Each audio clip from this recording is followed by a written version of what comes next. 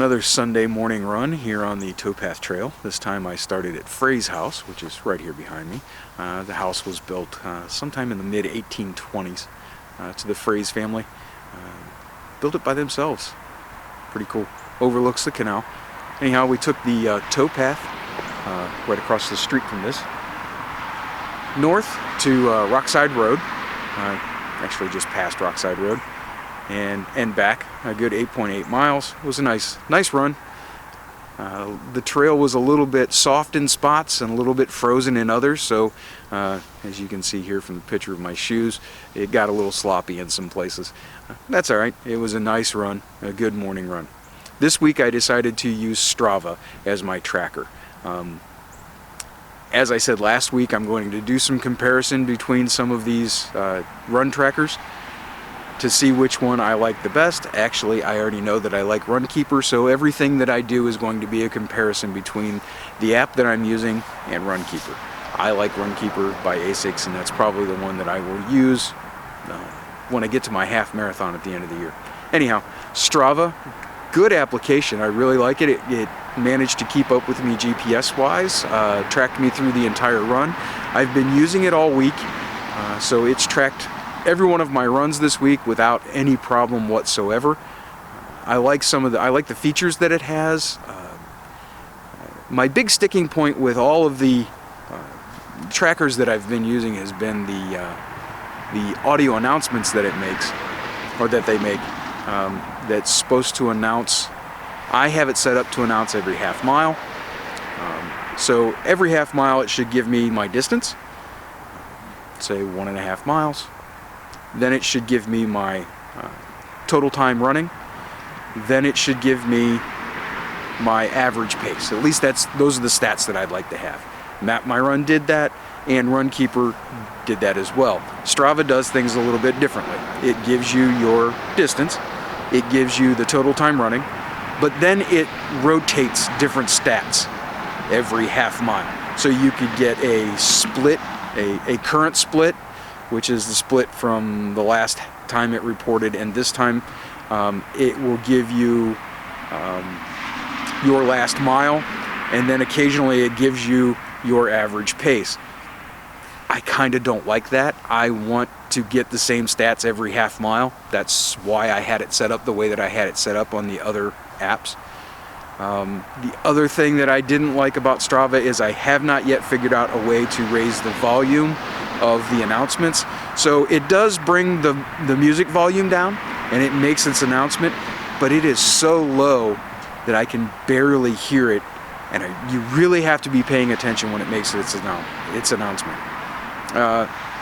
Those are the only two things I could find wrong with the app. It tracks well. One of the features that it has, and there'll be some screenshots right up in this area here of Strava working, and some of the feature screens and that kind of thing. One of the features that it has that I was interested in, I never set it up, but it sounds like a great thing to me, is beacons. And I'm going to go to their website and post some things right in this area about beacons. Basically, the way I understand it, and the little bit that I read on it, it allows you to send live tracking information to 3 contacts, so that they can keep track of where you're at in case something happens.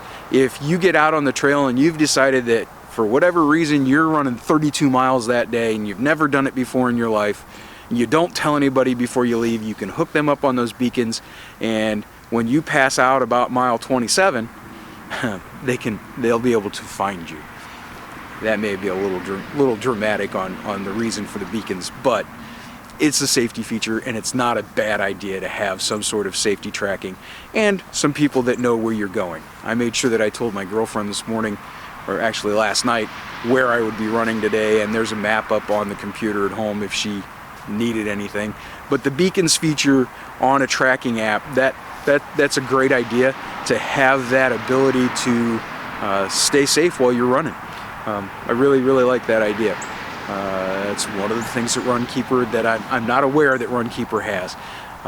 So I guess when I start building my own app, these are some of the features I could put in it. I'd love to be able to do that, but don't quite have the technology or the money. Do me a big favor, like, share, and subscribe. I'll keep doing this because I love doing it, and as the weather gets nicer, there's going to be a whole lot more content. I plan on doing some kayaking possibly this summer. Gonna buy a bicycle for me and the girlfriend and see if I can get her out on the trails, and we'll get out and get some bicycling done, do some cross training. All of this is still so that I can get to that half marathon in Akron at the end of the season, so that I think by next year I should be able to do a marathon, and that's the goal in all of this training, is to get to that. And I'd like to have a nice tracker. It's probably going to be Runkeeper, to be perfectly fair to everybody else. It's going to be Runkeeper. But at this point, I'd like to test out some of these other ones. So I'll continue doing that. Please check the website for any of the features that I've mentioned. This video will be at the bottom of the Frazee House where I run section. I put that up there with a map that shows you how to get here, and I've gotten better at the map, so those look pretty good. Here's an example of one right here. It's the Frazee House map. Look, there it is, and we'll kind of scroll through it a little bit. I really like doing this, and I hope that you like what I'm doing. I've noticed through the statistics that most of you only last about 1 minute and 12 seconds, so we look to better that. I hope you enjoy what I'm doing. I enjoy what I'm doing, and if you do, like, share, and subscribe. Thanks. Oh yeah, get up and move.